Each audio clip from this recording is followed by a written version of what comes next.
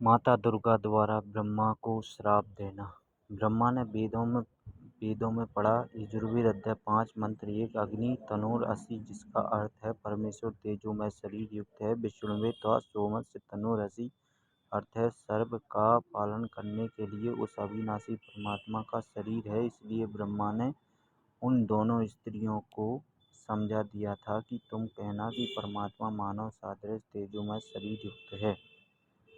तब माता ने ब्रह्मा से पूछा, क्या तुझे तेरे पिता के दर्शन हुए? ब्रह्मा ने कहा कि मुझे पिता के दर्शन हुए हैं, वह मनुष्य सपे सादृश तेजोमय शरीर युक्त है। दुर्गा ने कहा, साक्षी बता। तब ब्रह्मा ने कहा, इन दोनों के समक्ष साक्षात्कार हुआ। देवी ने उन दोनों लड़कियों से पूछा, क्या तुम्हारे सामने ब्रह्मा का साक्षात्कार हुआ है? तब दोनों ने कहा कि हाँ, हमने अपनी आंखों से देखा है। फिर भवानी प्रकृति को संशय हुआ कि मुझे तो ब्रह्म ने कहा था कि मैं किसी को दर्शन नहीं दूंगा, परंतु ये कहते हैं कि दर्शन हुए हैं। तब अष्टांगी ने ध्यान लगाया और काल ब्रह्म ज्योति निरंजन से पूछा कि यह क्या कहानी है। ज्योति निरंजन ने कहा कि ये तीनों झूठ बोल रहे हैं। तब माता ने कहा कि तुम झूठ बोल रहे हो, आकाशवाणी हुई है कि इन्हें कोई दर्शन नहीं हुआ।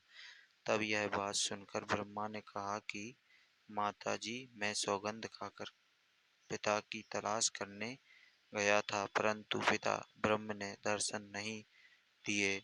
आपके पास आने में शर्म लग रही थी, इसलिए हमने झूठ बोल दिया। तब माता दुर्गा ने कहा कि अब मैं तुम्हें श्राप देती हूँ। ब्रह्मा को श्राप, तेरी पूजा जग में नहीं होगी।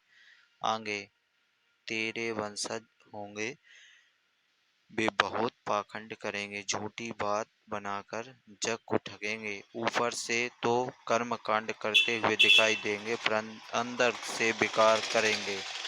कथा पुराणों को पढ़कर सुनाया करेंगे, स्वयं को ज्ञान नहीं होगा कि सदग्रंथों में वास्तविकता क्या है। फिर भी मान, बस तथा धन प्राप्ति के लिए गुरु बनकर अनुयायियों को लोकवेद शास्त्र विरुद्ध दंत कथा सुनाया करेंगे।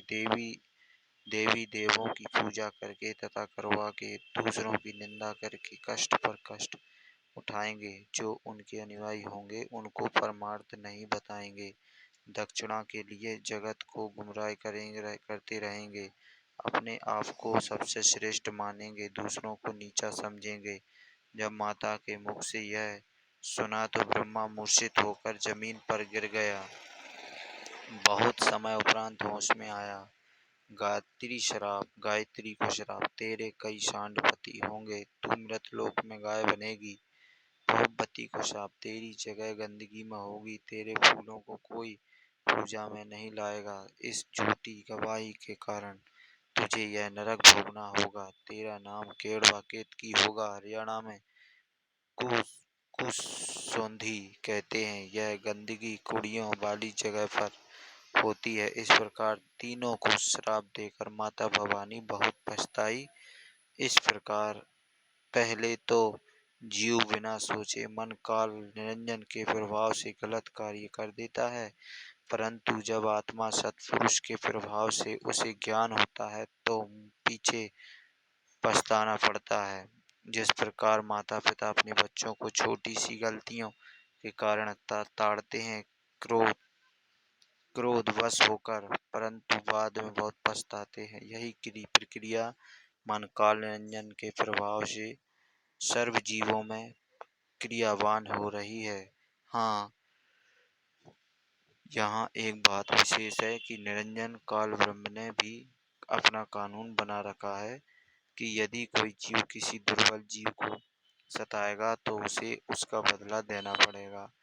जब आदि भवानी प्रकृति अष्टांगी ने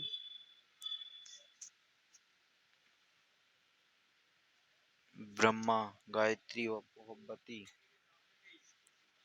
पहुपति को श्राप दिया तो अलख निरंजन काल ब्रह्म ने कहा कि हे भवानी प्रकृति अष्टांगी, यह यह अब आपने अच्छा नहीं किया।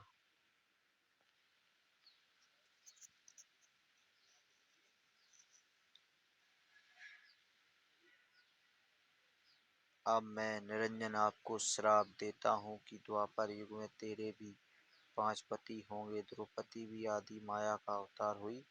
जब यह आकाशवाणी सुनी तो आदि माया ने कहा कि ज्योति निरंजन, काल मैं काल मैं तेरे बस पड़ी हूँ, जो चाहे सो कर ले।